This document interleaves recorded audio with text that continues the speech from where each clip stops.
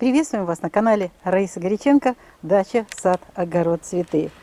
Сегодня у нас ответы на вопросы по выращиванию хризантем. Вот эти хризантемы мультифлора мы не черенкуем, черенкуют только для размножения, а так мы просто высаживаем. Вот череночек прошлогодний, вот так он выглядит, огромный такой шар. И вот здесь у нас и есть шары, то есть мультифлора. Есть здесь уже корейская среднерослая. Цветет мультифлора ранее уже и средняя, а вот это поздний сорт. Вот смотрите, какая красота. Просто весь шар такой вот очень красивый, нежно-нежно-розовый цветочек. Очень красивые. Вот здесь цвет необыкновенный, такой красный. Ну и между ними розы и вот такие желтенькие. Но я начну сегодня отвечать вам на вопросы по крупноцветковой. И сразу же отвечаю на вопрос, нужно ли черенковать мультифлору только для размножения. А так я ее не черенкую. Вот они все красиво рядочком растут. А вот эти крупные цветочки, сейчас мы рассмотрим этот вопрос более детально. Это у меня из черенков. Черенки были уже перед тем, как нести на улицу, срезаны. И под бутылкой они у меня здесь находились часть времени, где-то часть лета. И только когда уже здесь был тенек, большой такой хороший тенек, и вот они укоренились. Но вот снова же, видите, здесь два цветка на одном побеге. Если бы я выломала один, то это был бы, вот этот был бы крупнее. Но так как я никак не могла определиться, какой из них лучше оставить, то вот до сих пор вот он находится. Сегодня я снимаю, кстати, День стихии воды, поэтому сегодня обламывать не буду. Но думаю, что завтра уже во Льве можно будет это сделать. Как раз убывающая луна очень хорошее время для этих дел. И я уберу тоже. Вот этот цветок уберу и вот этот оставлю. И он раскроется, будет очень красивым. Ну вот здесь у меня практически на одном побеге уже оставлен, видите, один цветочек. Если вот оставлять по одному цветочку, то этот цветок раскроется и будет очень красивым. Он будет крупным. И я, конечно же, вам покажу, какие они будут, как будут цвести. Вот уже вот-вот-вот. И вот они здесь находятся. Здесь, конечно, придумала вот основание от стульчика металлическое, удерживается, потому что они, когда зацветают, они валятся в разные стороны под тяжестью вот этого крупного цветка. Тоже еще один сорт. Это все крупноцветковая корейская хризантема. Это среднерослая. Смотрите, у меня уже была часть обломки. Но вот предстоит завтра снова же. Вот это уйдет. Вот смотрите, вот эти уйдут, 3. А вот это останется. Раньше просто были какие-то маленькие, я их убирала. А вот эти вот сейчас придется убрать, потому что все-таки уже период довольно-таки поздний, и хочется увидеть, чтобы они раскрылись полностью во всей красе. Это снова же я планирую на завтра, и вы просите, чтобы я заранее это все показывала и делала, поэтому я вам вот показываю сейчас, что я собираюсь делать. Вот смотрите, завтра. Это тоже очень красивая хризантема, но это букетный тип. Нужно знать, какую вы хризантему выращиваете.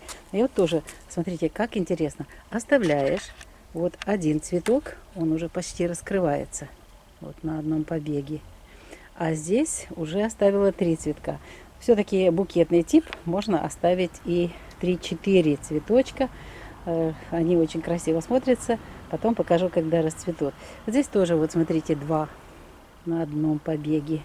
Они все ровные. Ну, а снизу здесь есть над чем работать. И завтра предстоит убирать. Вот это, видите, они даже не вытянут. Вот эти боковые, вот, смотрите, вот этот уберу, вот этот. И оставлю вот один. И этот один будет очень красивый. И красивый большой цветочек. Вот еще один пример. Вот эти уже хризантемки я еще изначально, они раньше всех стали показывать свои бутончики, и я их буквально на убывающей луне в прошлом месяце, в конце сентября. В сентябре убывающая луна была в хорошем знаке, я эту работу сделала. Но, кстати, еще что происходит, вот появляются еще вот такие боковые. Убираешь, оставляешь один цветок и обязательно еще боковой. И вот этот боковой проходишь, и тоже их надо будет обламывать и удалять, для того, чтобы вот эти цветочки были крупные. И я вот специально оставила, вообще ничего не делала, рядышком куст. Вы посмотрите, что творится здесь. Здесь будет, во-первых, мало цветов. Меня спрашивают, каким образом, когда, надо ли вот это обламывать, жалко. Говорят, ну как же так, они растут, их обламывать, разве можно обламывать? Ну и в конечном итоге не получите никакого цветения. Здесь, кстати, вот смотрите, не цветет. Говорят, вообще не цветет. Вот эта часть куста, у нее просто нет сил. Дело в том, что для того, чтобы цветок раскрылся, для того, чтобы он себя вот показал во всей красе, необходимы питательные вещества. И вот растение, вот если этих цветов сформировано нужное количество, небольшое, а здесь у меня это двухлетние кустики, то, естественно, вот эти все питательные вещества отправляются этим цветочкам. Если же этих цветочков много, а мама всегда хочет всех накормить одинаково, и получается, что эта вот мама не может всех накормить, и нету крупных цветов, нету никаких красивых цветов, вот и они и плохо развиваются, ну а некоторые веточки вообще нету никакого развития, потому что не хватает питательных веществ. Ну и бывает, что, возможно, ведь с этой стороны тень была больше, но вот нету, видите, может быть, а вот там дальше есть какой-то цветочек, значит, нужно было обрезать. Еще бывает такое, что обязательно нужно сделать прищипку, и тогда боковые веточки, вот какой-то потом боковой можно будет оставить, развиваются боковые веточки. И вот одну боковую веточку можно будет оставить. Я еще отдельно сделаю видео, как я это делаю, но сегодня я хочу, чтобы по вашей просьбе, чтобы вы уже завтра могли эту работу сделать. У многих вот такая тоже ситуация. У некоторых распустились, но помним, букетные мы только снизу и по бокам до самого букета убираем. И сейчас вам тоже это покажу. Вот, а вот эти цветы крупноцветковые, среднерослые, вот эти все, ну, покажу сейчас один. Прости меня, растение. Вот видите, убираю. Можно просто выламывать, или же можно же ножничками, только бутончики убрать. И вот смотрите, вот эти три мы убираем, а остается один. И все питательные вещества будут идти на этот цветок. И этот цветок раскроется и будет очень красивым. А вот высокорослые букетного типа, то же самое, вот такая ситуация. Оставляйте сверху только букет. А если вот боковые снизу есть, вот эти тоже нужно убирать. Вот такую задачу у меня. Мне завтра предстоит много дел таких по части. Вот где-то осталось, а где-то вообще совсем не делала вот эти обломки. Но сейчас еще не поздно. Сейчас уже видим, какой цветочек будет хороший, крупный, а который будет, вот посмотрите, тоже боковой. То, что ниже букета, вот букет здесь раскроется, букетный тип хризантемы. Вот это мы все вот до букета все удаляем. Здесь у нас чистенько, здесь тоже, видите, чистенько. Остается только букет. Если, кстати, оставить один цветок, то он получится крупным и будет очень красивый. Тоже можно такие варианты сделать, и все как вы любите. Но букетные есть букетные, оставляем букетные. И вот смотрите, здесь тоже очень много цветов. Оставляем верхнюю часть, где букет у нас будет. Вот она здесь. А вот то, что снизу, вот эти все нужно будет удалять.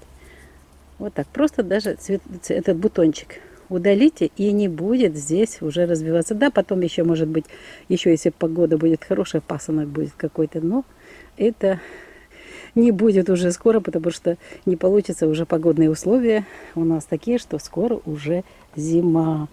осень продолжается, теплые дни, и хризантемы сейчас очень хорошо. Еще один ответ на вопрос, почему хризантемы не растут, не цветут. Вот смотрите, это тоже черенок был весенний.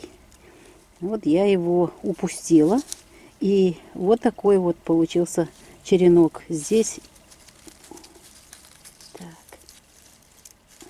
не могу, его нужно ножницами будет. Вот смотрите, видите, нету развития ему. А было бы очень хорошо, если бы его обрезала, и тогда пошли бы боковые. А боковые не пошли. Вот он такой вот и остался, не растущий. Ну, по бокам тем более хорошо развиваются. Другие уже черенки, это у меня здесь тоже, мы вернулись к месту, где расчеренкованы вот эти цветочки были. Видите, вот здесь они у нас красавцы. Вот. И вот здесь внизу я его специально оставила, чтобы потом вам показать, что вот бывают такие случаи. Поэтому всегда нужно давать возможность растению. Делаете срез в хороший благоприятный день, и вы этим создаете движение вот боковых. Будут расти другие боковые, вот, боковые побеги, и на этих боковых побегах будут вот эти цветочки. Растение, что-то ему там не так, бывает такое, но массово такого у меня нету. Я просто заметила, что нужно обязательно вот такие операции делать, обрезку, вот такой агроприем для того, чтобы растения хризантем хорошо развивались, росли. Давайте им просто толчок для развития всего растения. А здесь вот мои белоснежные невесты, которые очень люблю. Это цветы мои любимые. Вот я их называю невестами. Они очень красивые. Я уже их один раз обломала. Вот эти все бутончики. Ну вот смотрю, что еще формируется. И это тоже предстоит завтра работа, чтобы убрать вот эти лишние боковые и заняться созданием вот этого одного цветка на побеге. Но здесь у нас по 3 цветочка. Здесь очень уже большое взрослое растение. И они выкормят вот эти свои цветочки. Кстати, еще хочу сказать, что поливы должны быть редкие, но и обязательно перед тем, как начнут образовываться бутоны, у меня было 2 подкормки. Это подкормки по листьям, калий и магний. Эти 2 подкормки очень важные. Калий и магний, они дают возможность формировать вот такие красивые бутоны и яркие красивые цветы, и здоровые растения. Я ответила на часть вопросов, которые касаются крупноцветковой, высокорослой, среднерослой хризантемы. Я вам рассказала о том, что нужно обязательно вот это делать, обламывание бутонов лишних, оставлять вот так один цветок на побеге, и побег получается, ну, немножечко бывает, вот он такой, потому что оставила больше, чем один цветок. Вот 2 у нас будет цветочка. Вот они, красавцы. Конечно, был бы один, он уже полностью раскрылся бы. А так вот 2 цветка. Все время жалко.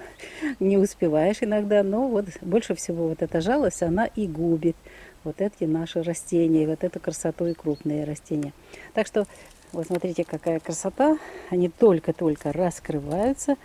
И будут радовать нас своими крупными цветами, своей красотой. Я думаю, что еще до середины ноября это точно, потому что погода еще будет хорошая до этого периода. Ну а затем уже зима дышит и предупреждает о том, что нужно заботиться о наших растениях, о наших хризантемах, когда уже будут морозы, когда уже завершится цветение. Вот эти все красивые здоровые кусты по одному я срезаю и их пересаживаю в горшки и заношу, когда сильный мороз уже, заношу в теплицу. А пока вот все растут, развиваются, радуются солнышку и нас радует вот этими прекрасными бутонами своих цветов. Ну что, наш сегодняшний выпуск подходит к завершению. Мы ответили на часть ваших вопросов. Не бойтесь, растите, выращивайте вот эту красоту. Ну, а это видео подготовили, как всегда, авторы канала Раиса Греченко и Александр Волик. Мы прощаемся с вами. Всего вам самого доброго, красоты у ваших домов. Пусть у вас все получается. Используйте наш опыт. Если есть вопросы, задавайте. Будем дальше разбираться и двигаться вперед, чтобы у нас все хорошо вместе получалось. Всего вам самого доброго. До новых встреч на нашем канале. Пока-пока.